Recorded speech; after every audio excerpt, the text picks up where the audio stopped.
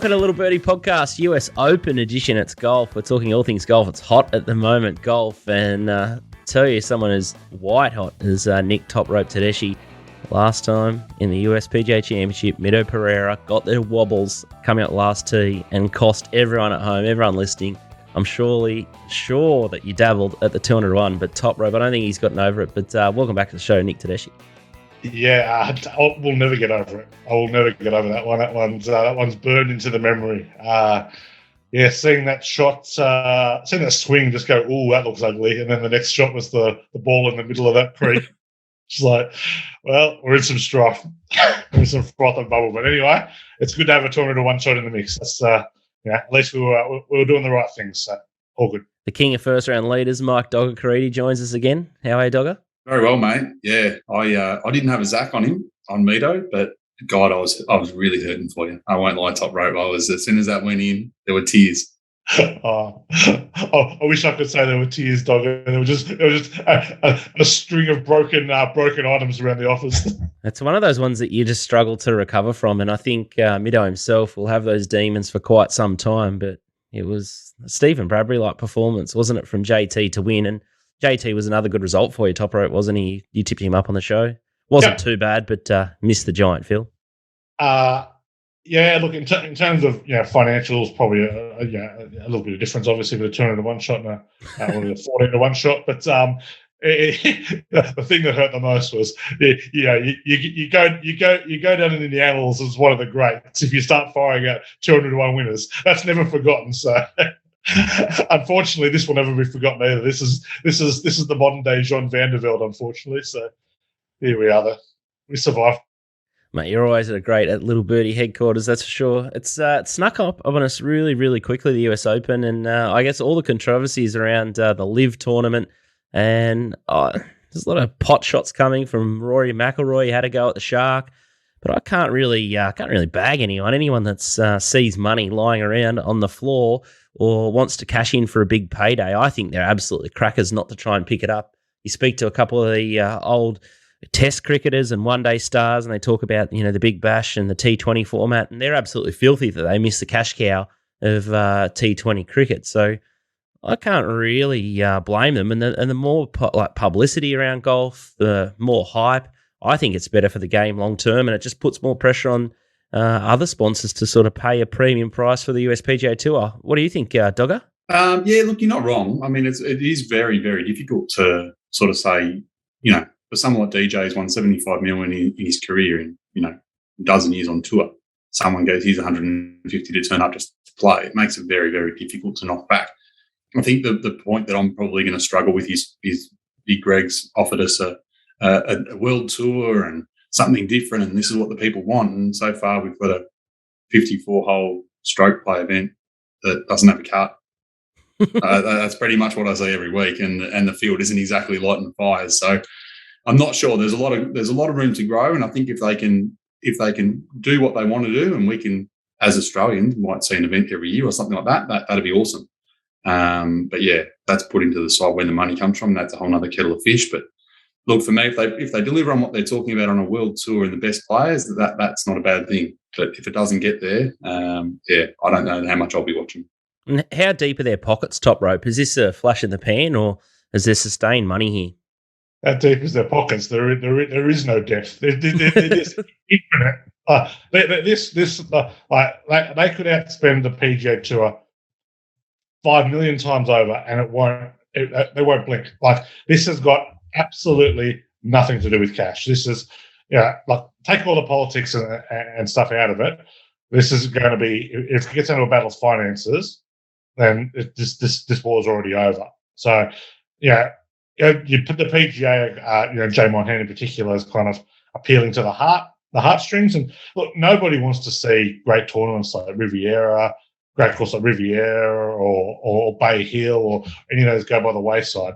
But I think there's definitely room in the middle to get rid of some of the absolute rot that goes on, particularly at the turnaround part of the season, to kind of get that to the world, And great golfing countries like Australia and South Africa, who absolutely miss out on some great tournaments. China, barely gets a look in. Japan barely gets a look in. I know they've kind of expanded a little bit into there, but for me, the best outcome here is that the DP World Tour probably keeps their powder dry, probably ends up siding with the Live Golf and creating something a little bit more interesting on the world stage where the Australian Open is part of all this, where we do get big time golf in South America, and this all kind of facilitates well where players can go to the best tournaments in the world, and there is big money golf all year round, or for most of the year, but big names can pick and choose where they're going, rather than making good golfers go and play in the Sanderson Farms or something like that, which honestly nobody cares about. Like, I understand why they've got it, but to me the opportunity, like, I thought that they got to a pretty good start, in terms of how they kind of got through a tournament. But like Dogga said, it was one of the most boring tournaments you've ever watched in your life. Charles Schwartzel led Henry Duplessis after round one and by a shot, and 3 rounds later he led Henry Duplessis by a shot. Like, nothing happened. To me, the most interesting parts were the propaganda that the Live Golf put out in terms of how big the crowd was and how excited everyone was, and then the almost WWE finish to the Canadian Open, where coincidentally all the big names were right in the mix, and it was a big time finish, and the number one warrior for the PGA Tour, Rory McIlroy, came out on top. So there's a bit there for the weekend to keep you amused. It was a funny one with Rory, like guys like Poulter, McIlroy, they've been jumping around between the European Tour and the PGA Tour, so for mine, it's a little bit rich to start slagging off other tournaments, but I guess he was knocking the door down, Rory, as well, and he was sort of due to find some form, but it was a bit out of character, little sideswipe at Shark. It probably didn't need to be said, to be honest. They're not mates at all. I think Rory's been pretty steadfast for a long time that he's not a big fan. Regardless of what side you're on, like, I fully respect those who are all in on it. Either side, like, I actually have no problem with, if Bryson wants to go play it and he's kind of making this clear, that's fine. Rather that than than some of or the Ian Poulters and Lee Westwoods who are just going to make money go at the end of their career, than some of the ones like perhaps a DJ who kind of fully committed to the PGA Tour, and then 2 months later he's off. So I love that Rory and JT are all in on this, and regardless of what side you are on this argument, I don't think anyone wants to see the PGA Tour kind of go by the wayside. So they certainly need some warriors there, and I guess the big fear is probably from both sides is that this becomes not the Indian Premier League, where it just suck out the best players from perhaps more conventional tournaments and those with a bit of history, but no one actually gives a damn. How long's the IPL been going for? 20 years. It's all manufactured. Nobody cares. So, and the big selling point for the Live Golf was teams. Well, they had the worst graphic design of all time, put together the logos and come up with the name. But two, like, hasn't really been explained as to are these guys the captains of the teams every week?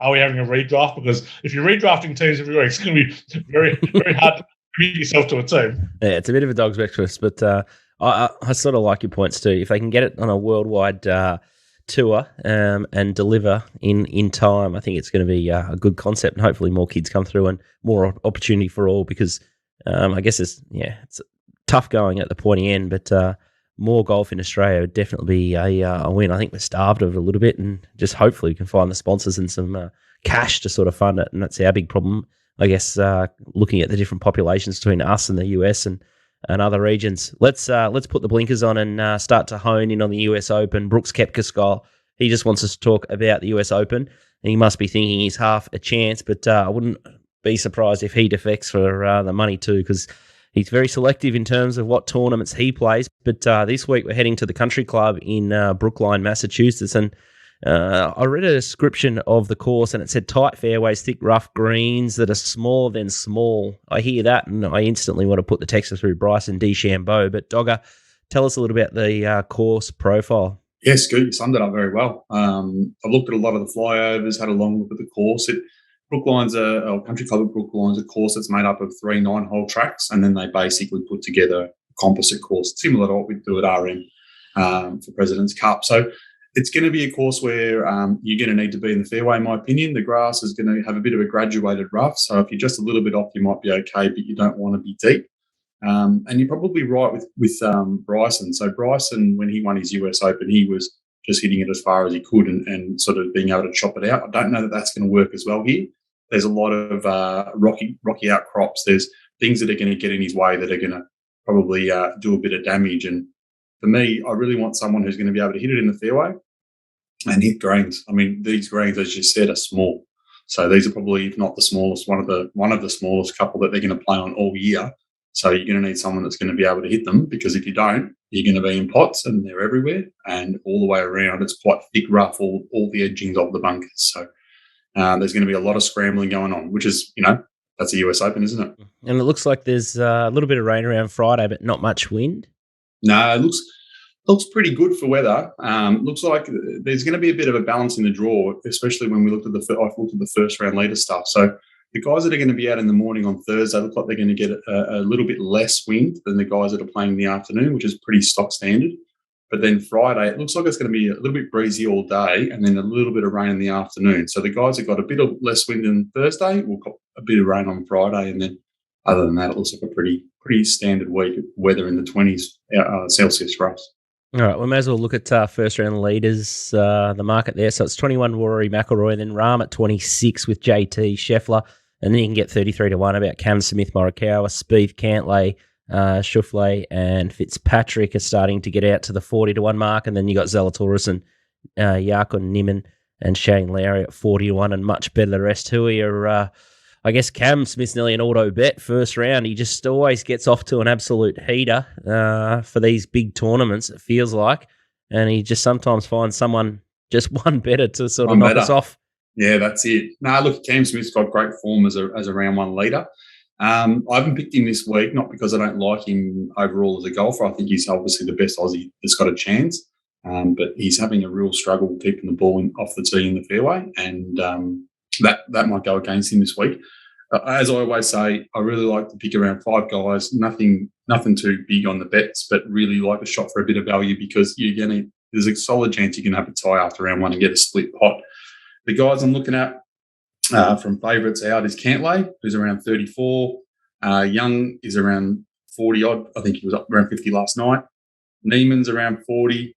Harold Varner the third around 67, and then the other one that's around the same sort of price around 67 is Aaron Wise, the original Wise guy. So he's the sort of guy that I could see playing a bit of good golf, and these guys are all out in the morning. So I've really leaned into that. Right, if you're going to get a little bit less wind, you might get a little bit of a leg up, and play the averages. Okay, so Patrick Cantlay, Young, Varner, and there was one other I missed. Wise and Niemann. Wise and Niemann. Okay, so going a little bit wider here. Toprope, any fancy for or any speculator for first round leader? Not really your forte. Not my forte, but I managed to find about 10 bets every tournament on those scripts. So. No doubt. I definitely agree with a lot of what Dogga said. I'd probably rather be with the morning guys. Jordan Spieth and Will Zalatoris are two that kind of popped up for me. Jordan Spieth ranks 7th in strokes gained total in round one in difficult courses. So really looking for kind of those who can thrive in kind of difficult conditions. And a couple in the afternoon slot that I'll be backing up. I hate to say I don't know if he's going to be able to go on with it, but top 10 Tony Finau, I think is very well suited here and has historically been very good. He ranks 5th in strokes gained total in difficult courses and 11th strokes gained tee to green, which is one of the key stats. I mean, Justin Rosie's been finding some form of late as well. He comes in the afternoon draw, but he does particularly well around the greens. In first rounds, he ranks 10th strokes gained around the greens. So on difficult courses, so I'll be having a little nibble at him as well. Okay, let's have a look at the recent form. I guess Rory McIlroy, and we'll look at the outright winner market here for the US Open, and it's McIlroy that's favourite here at $11 from JT 13, Rahm 16, Scheffler 16, Cam Smith $22, Cantlay 23, Schauffele is 23, Sam Burns 29, Lowry similar quote, Jarkon, Niemann is 31, Spieth 31, Fitzpatrick 31, Morikawa 38, and Matsuyama 38. Tony, as you said, a bit better suited here, $38, and Victor Hovland is 38. Then you got DJ at 44 and Sung Jae Im at 44, and the rest are sort of shopping around 50 to 1 at topsport.com.au. But McIlroy's win last weekend, he's starting to be really consistent in the PGA Tour at the moment, especially around the majors. Can he break through here? Yeah, look, he's obviously had a bit of a drought on the majors. He's finding form though. He's probably been the player that for a long time has always kind of had thrown. I think we talked about it before. He throws in that one poor round, and then he sort of has to battle his way back for the rest of the tournament. And you just can't do that in a major. If you're going to have a bad tournament here, it's not going to be a 73. It's going to be a 78, and that's just a long way back. His form's been exceptional. He obviously won last week at the Canadian, 18th at Memorial, 8th in the PGA, 5th at Wells Fargo. He's just knocking up top 20. So every time he turns up, he probably has a bit of fire in the belly, like you said before, Scoot, around the live stuff. There's not much in life, that he has to worry about anymore. He's not worried about making any coin. He's got a family now. He's a different cat. So I don't know. I think maybe the live stuff might have fired him up a little bit last week. It was good to see him close because Justin Thomas did catch him quite late.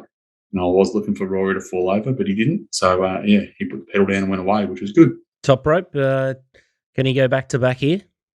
Well, did his best to fall over, Dogga, with a couple of missed three-footers, but he did come good in the end. Look, to me, we talked about earlier, the key stats here are, for me, you may not decide it from the tee, but you can rule yourself out from the tee. And strokes gained tee to green, total driving, strokes gained off the tee and driving distance are probably the four driving stats I'm looking at. And Rory is top 10 in all of those. So, you absolutely cannot rule him out. I think he's a deserved favourite at the moment. He's a little short for mine based on his major record and his I still got a few question marks over kind of his mental ability to kind of really put 4 rounds together, which we've talked about. So, absolutely cannot rule him out. He comes out top of my model, but I don't think he's any value at the price. So no bet for me. JT holding his form, and we'll speak about John Rahm as well. First to you, Dogga, probably. Yeah, look, JT, I'm a big fan of the law of averages. So if I look at last week and say it was Rory and JT fighting it out, when Rory wins, I could almost say he's not going to go back-to-back and win this week. Just on pure averages, that just doesn't happen. So I kind of favour JT. So JT is probably the one right at the pointy end. He comes up top of my market and he comes top of my modelling. He's ranked in the stuff that I'm looking at: strokes gained approach, scrambling, strokes gained off the tee, bogey avoidance. He's top 5, top 10 across the board. So for me, he's probably one of my best picks. John Rahm's not. John Rahm, for me, has probably let the putter go away a little bit. And, he's one that I sort of probably won't be going near this week. I know a lot of people like him. He's won some very big tournaments, but just not seeing the form on him at the minute. Would you agree? Rahm's still in the wilderness a little bit, Toprope? Yeah, he's kind of getting out to a bettable price in terms of, he's kind of left that $11, $12, $13 level, and you can kind of get $17, $18 value. I still won't be backing him. I completely agree, but I think you need decent form heading into the US Open. I don't think you can play for. I know he won in Mexico, but that was about as weak a tournament as the PGA Tour has had in a long time. So I will be letting him go. I totally agree with Justin Thomas. Thomas is my top selection here as well. Not only does the statistical profile hold up really well. He's number one in bogey avoidance, which to me is absolutely that is not only an ability to get out of trouble. It tells me what kind of player you are and how you're going to approach a US Open. And I think that's exactly the right attitude. That, you are going to find trouble and you can get out of it. So, but he's got great form on kind of Gilhance redesign courses. Obviously, the PGA Championship, and in the Northeast, he won the 2019 BMW at Aronimink. He was top 10 in the 2020 US Open at Wingfoot. He's got an 8th in the 2018 Northern Trust. I absolutely love JT this year. Kind of one of the things that was hanging over me was that, how hard is it to win 2 majors in a year? Well, obviously it's incredibly difficult, but not entirely uncommon over the last decade either. We've seen Spieth do it, we've seen Rory do it, we've seen Brooks do it. So all in the last decade. So I am not going to rule him out on that. So Justin Thomas, my top selection. Scotty Scheffler and Cam Smith are 2 of the most consistent golfers all season. They both seem to be in the finish most of the time for the majority of tournaments. Who's most suited here out of the two for you, Dogga? Gee, that's a good question. I'll say Cam Smith. I don't love either of them. I think Scheffler's putter's ice cold since the Masters, and you're going to have to make some putts here. It is smaller greens. I don't know whether that's going to help or hinder. But Cam Smith, because strokes gained approach for me is going to be one of the biggest things you're going to need, and Cam Smith's an absolute freak show at it. If his irons are on, he's one of the two. His biggest problem is going to be his driver, and I just read this morning he's taken half an inch off the length of his driver, which will help him hit it a bit straighter. But, of those two, I'd be picking Cam. He can. He's sort of like me. He can just throw in a rogue sort of snap hook or a miss off the tee in a sort of critical moment and find himself sort of trying to chop his way out of the piss a little bit, can't he? He has the left miss and the right miss. He doesn't favour either. He's pretty good. He's like the rest of us. He's human, which is good to see, because some of those short game highlights that we've seen the last couple of weeks have just been absolutely off the charts. All right, let's get down to the nitty gritty. Toprope, I'll let you go first. You've already declared your top pick in JT. Who's his best roughie? Who's his 201 chance that's going to get the shakes late on the final day and throw in a lay as well? Give us someone that you can put a pen through. Yeah, I'll give you the lay, because we were just talking anyway. I reckon Cameron Smith is absolutely the lay of the tournament. Ranks 107 in total driving. I thought he got the worst possible outcome in Canada last week. It's not usually a positive playing the week before the US Open, and it's certainly not a positive playing when you're not in contention and having to grind out 4 rounds up there. So I'm absolutely laying Cameron Smith at the price there. I'll give you a 225 to 1 roughie this week. We're going to go real loose. Luke List for me at $220, I think $226 there at Toppy. 16th strokes gained tee to green, 11th strokes gained off the tee, 11th driving distance, 15th green and reg. Hasn't really got any big time major form. He's a winner on tour this year. I just love him on these long, difficult courses. And I know it's not overly long, but for a past 70, it's obviously incredibly long, incredibly difficult. So, and he just throws in that ability to find greens as well, which is really good. So, Luke List for me at the big price. Well, I haven't heard of him, so he might be a chancey. Dogga, do you know anything about this bloke, or can you rubber stamp it? No, Luke List is, Toprope summed him up perfectly. He won already this year. He's a bomber. So he's a big hitter. He's been on tour for a while now. He's certainly taken some of my money over time. And I think I reckon 3 or 4 years ago, he wasn't a bad early door starter. He was a first round leader bet for a while there. But no, I haven't got him this week. As we said, JT's, my top pick. I'll be floating a little bit around Matt Fitzpatrick, Shane Lowry, Sungjae Im. But the one that I'll probably be putting a line through at the pointy end will be Toprope's already put him on the table, so I will as well. I'm going to say Scotty Scheffler can't win. I'm just not seeing it. The form's not quite there. If I look at the top of the market, I could easily go and say, someone like DJ and that. And I think a lot of people say that, but let's go someone right at the top so I can get slaughtered later on when he wins. And for a smoky, I'm going to go with Aaron Wise. Aaron Wise, the original Wise guy. He's around 80 to 1, 80, 90 to 1.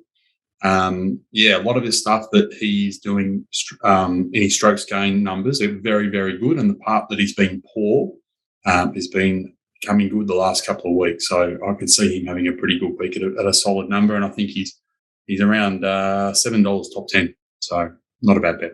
You all over Taylor Gooch, who is another live de facto as well. So I love there's plenty of action from you this week, Dogga, that's for sure. And hopefully Lukey List can get the chocolates as well or get in contention. But I love the boys. They're having a real crack this week. They've got Scheffler and Cam Smith in the gun, so that's balls of steel stuff. But they're still just in this love fest with JT. I sort of get a bit lippy or shirty with that you keep coming with JT. I sort of wanted a bit more value.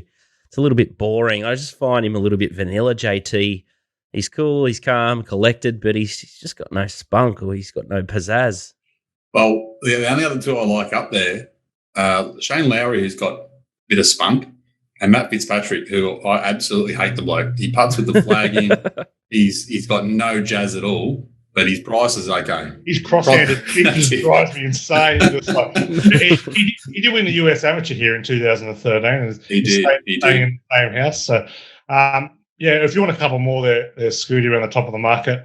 I'm with Dogga and Sunjay. I reckon his profiles beautifully in terms of age, world ranking, kind of recent form.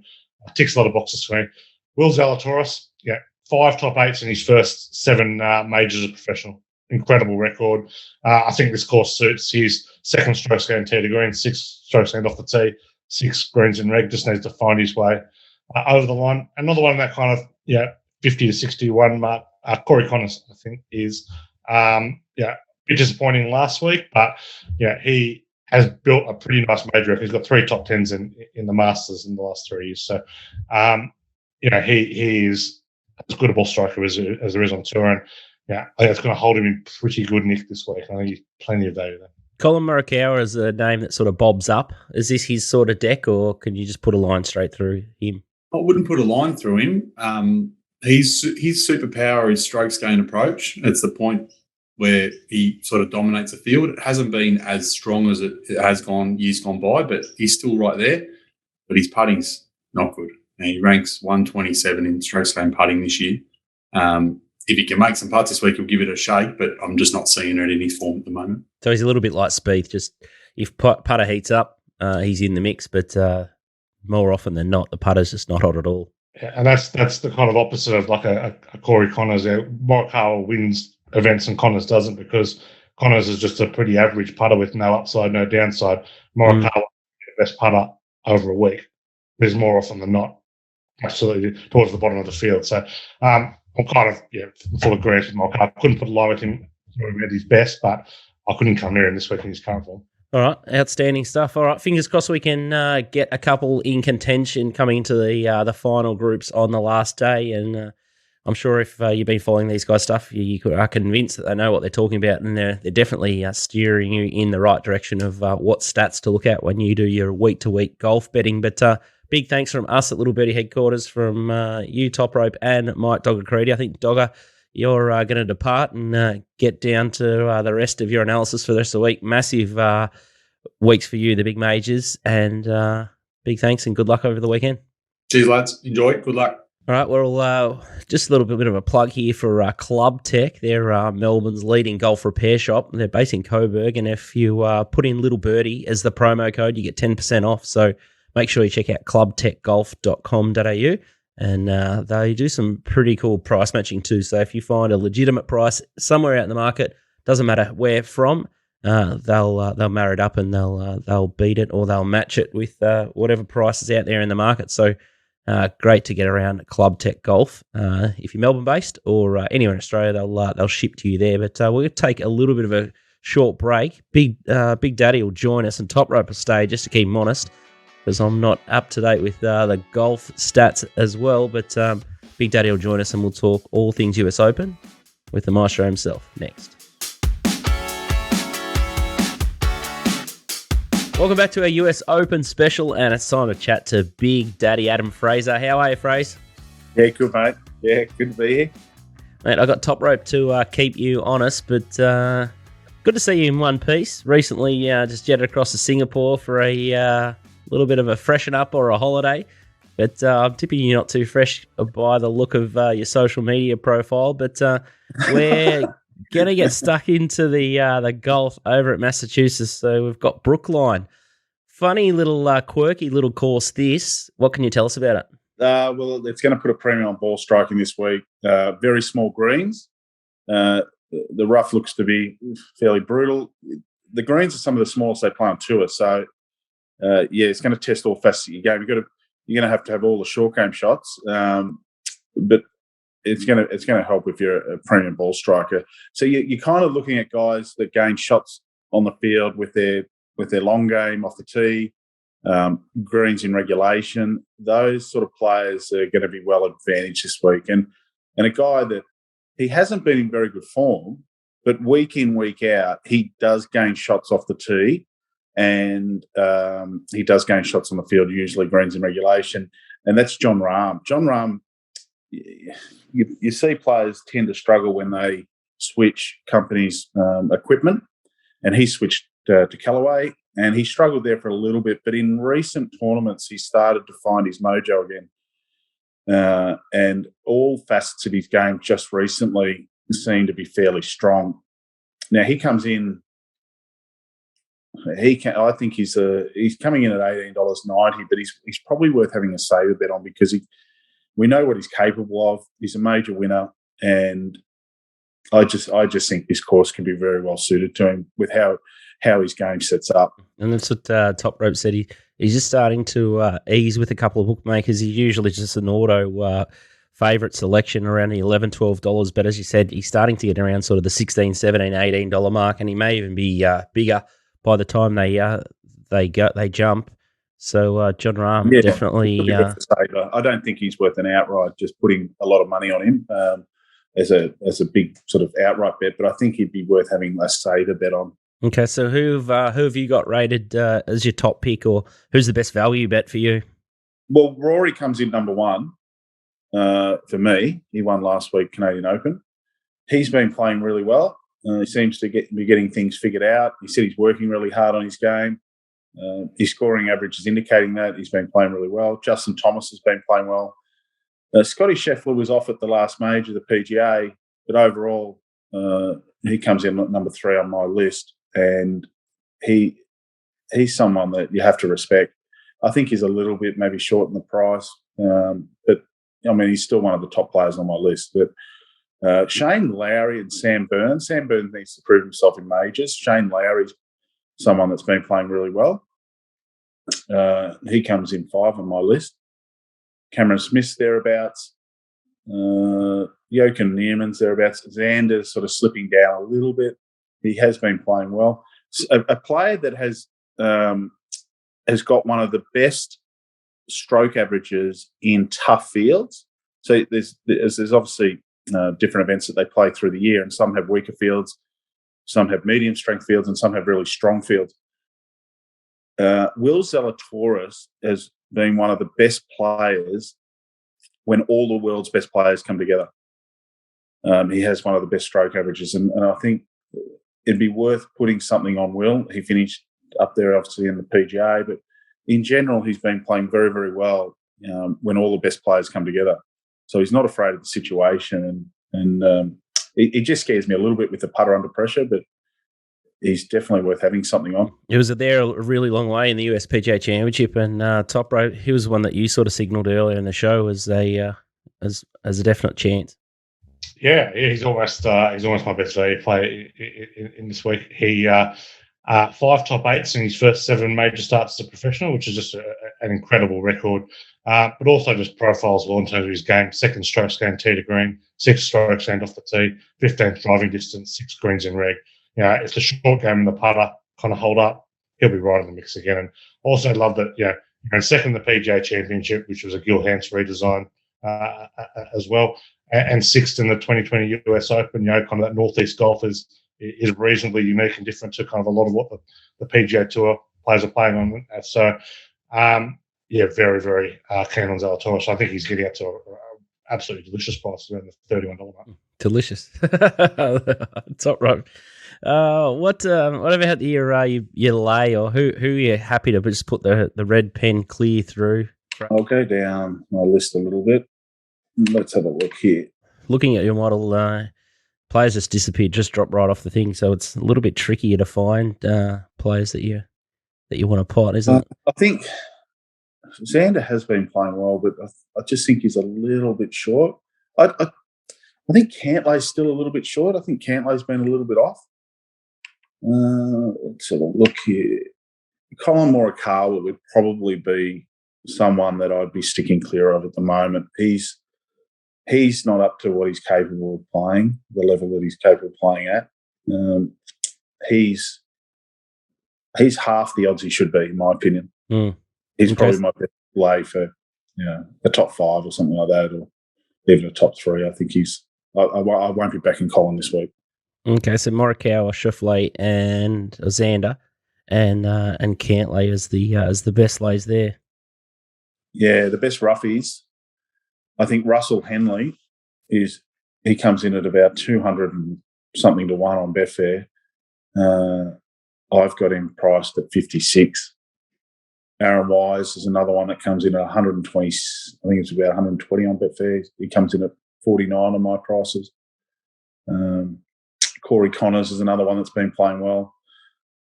I think he's double the odds that he should be. I've got him about 46. He's about $70 odd on Betfair. And what about any tournament matchups that tickle your fancy? I know you've done really well on these. You got Aaron Wise and Cam Young matched off together, but have you cast your eye over a few of these? To be honest, mate, I haven't even had a chance to look. But Tommy Fleetwood, I would be suggesting would be over the odds in a match bet, and he's been playing really well. I've got him double the odds he should be on his pre-off prices. So I think any tournament match bet that you'd be getting Tommy involved in, I think he would be over the odds. But have you got any head-to-heads there? And I'll be able to give you a bit of an idea. I was going to have a look this afternoon, but I just flew in from overseas yesterday, so I haven't had a chance to have a look.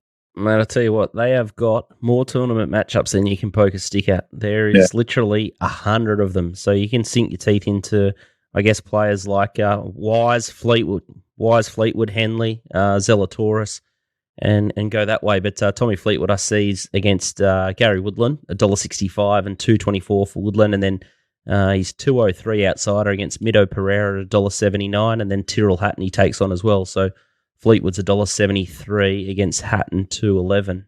Fleetwood's, what'd you say? Fleetwood's $1.73 against Tyrrell. Yeah. And what was Hatton? 211. Yeah, I think Fleetwood's playing a lot better than Hatton at the moment. Fleetwood 182 against Louis Oosthuizen. In a match bet, I'd be betting against Morikawa because they're probably going to match him up against a good player. Who have they got Morikawa against? He's just about against a heap of players. Victor Hovland he's against. Webb Simpson he's against. They've literally got millions of markets here, Topsport. They've done a really good job with this one. I imagine you'd be keen Fraser on the $1.80 Neiman against Morikawa. I'd be taking Neiman, yeah. Shane Lowry's $1.86 against Morikawa at $1.95. Yeah, I'd definitely take Lowry over. He's $1.96, is he? Yeah. 186 Shane Lowry, 195 Morikawa. Yeah, Lowry's playing so much better than Morikawa at the moment. You'd have to take that. Zalatoris 176 against Morikawa as well. Yeah, Zalatoris is playing a lot better than Morikawa as well, so you'd have to take that. I'll tell you what, this is starting to loom like super multi tips. You guys might be just multing into a nice little unit if we keep going. But make sure you multi responsibly and only try and chuck in a couple of legs because I tell you what, these going down this path of Yankees and all these multi madness to try and win your way to a $700,000 collect. I tell you what, it's fraught with danger. Good luck if you can do it and you can pick the eyes out of it, but it's not just as easy as it looks.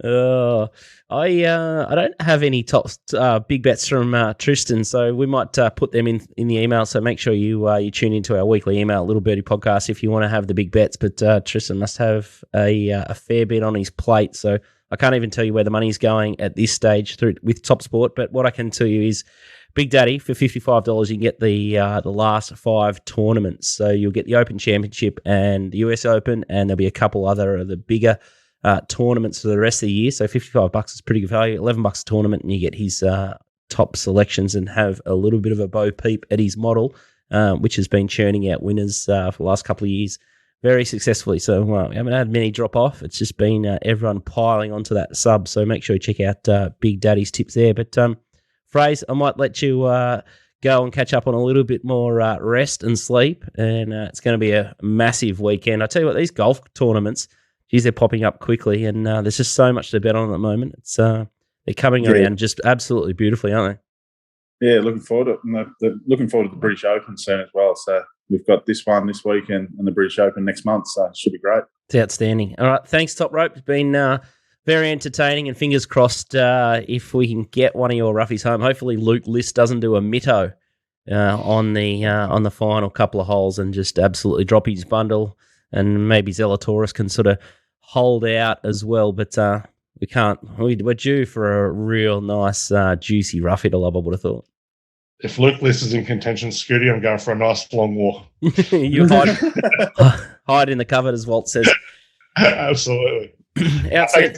It's always a great podcast. Love Major Week.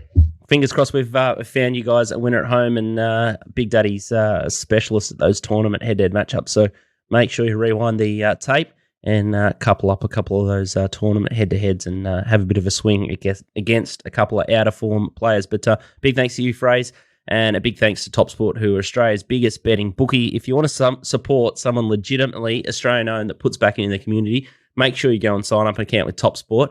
These guys have got the biggest limits, so they will definitely get you set for the right amount. And they've been in the game for 35 years. Tristan and Lloyd Merlehan and the family there, they do a terrific job, and they're all about grassroots and community. So all the money stays in Australia, and there's no trick shots with TopSport. So big thanks to everyone and our major sponsors with Club Tech as well, jumping on board, and puntingform.com.au also. But we'll catch you at the next major, the Open Championship. See you guys.